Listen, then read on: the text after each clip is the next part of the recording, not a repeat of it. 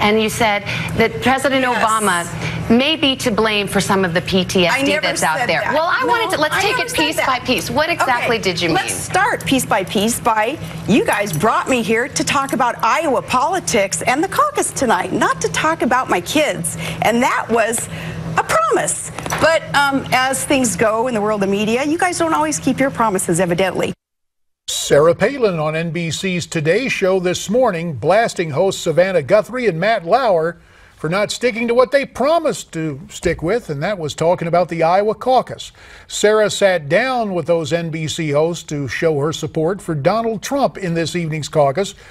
But how much support will the Donald garner tonight? Tell you what, let's take a look at a live shot from Iowa where the instruction just went out to go ahead and put a name on a piece of paper. As that goes on in Iowa, let's bring in two folks for lively discussion.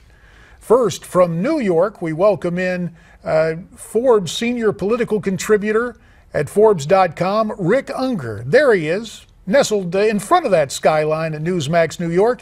And from my old stomping grounds via Skype from Mesa, Arizona, the co-founder and editor-in-chief of Politistick.com, Jennifer Burke. Jennifer, this whole preliminary, I guess you could call it a sideshow, with Sarah Palin this morning on the Today Show. But does she have a point about being told one thing and then having the high-powered host do something else?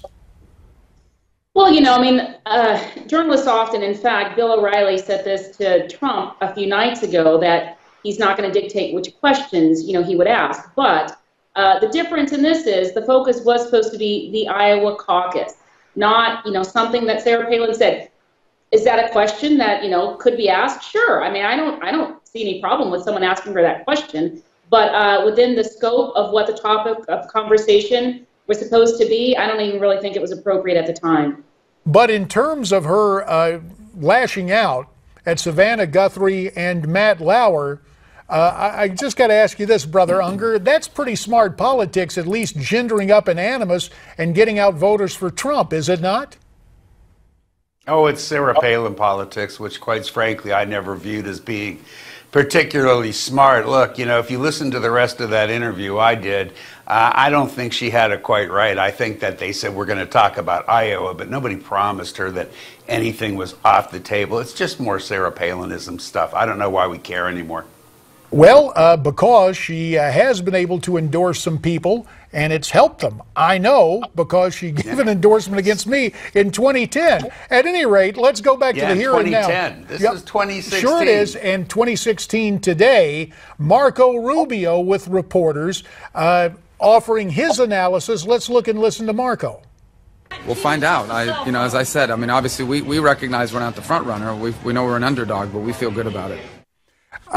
In an interview with our parent website, Newsmax.com, Marco reiterated that he thinks he's going to do pretty well in Iowa. Jennifer, has the junior senator from Florida been smart in terms of managing the expectation game?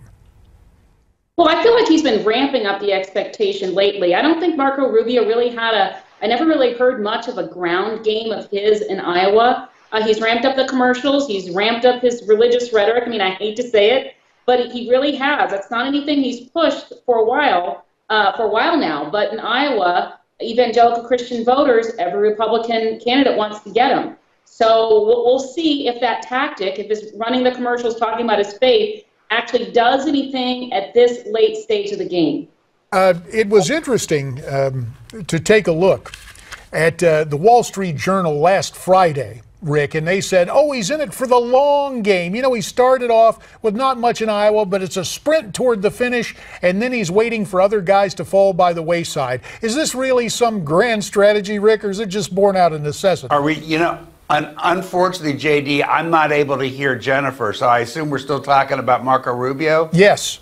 That's correct. Okay. Yeah, listen, I think that one of the big surprises tonight, maybe the big surprise, is we're going to see Marco Rubio doing much better than we all expected. I wouldn't count him out. You know, look, if Trump comes out of this tonight the winner, and from early indications, looks like there's a pretty big crowd out there, so I think he's got a darn good shot. He's going to be hard to stop, but I would still take Marco Rubio very seriously. Let me just ask you this.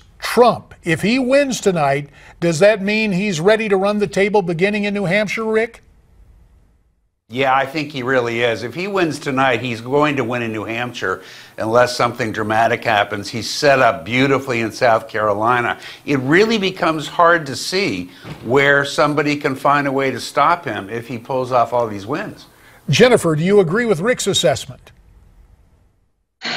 You know, the Trump phenomenon is unexplainable. I can't explain it. I mean, the man can, just today, he called for people to beat up anyone that they saw ready to throw a tomato and cheers. I don't get it. I think it's something that no one can understand or explain. And if he wins by a large margin today, I think that's going to be the difference maker, because that's the expectation he's setting up, that he's going to blow everybody out of the water.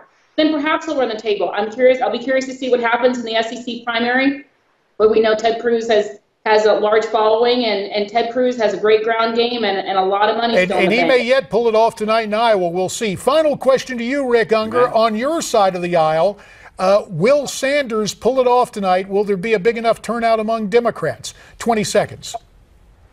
It's hard to know at this point, but look, it is close as a razor there from everything we've been able to ascertain throughout the day. He could win. If he does, we'll have this conversation later, but Hillary's in a very difficult spot if Bernie Sanders does pull it off, and it could happen. And we will see what happens tonight, and we invite you both back for our assessment at 11 Eastern, 8 Pacific. Jennifer Burke in Mesa and Rick Ungar in Newsmax, New York. Thanks, and we'll see you a little bit later on. We've got our poll. You want to get in on it? Who do you back in 2016? Go to newsmaxpolls.com, and we'll be right back.